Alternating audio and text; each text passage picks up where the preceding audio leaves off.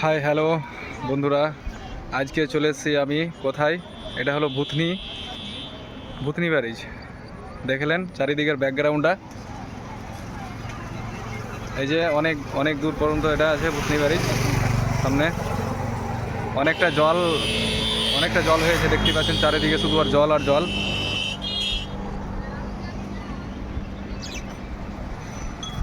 অনেক দূর দূর দেখাবার চেষ্টা করব, জুম করছি, আমি জুম করে দেখানোর চেষ্টা করছি।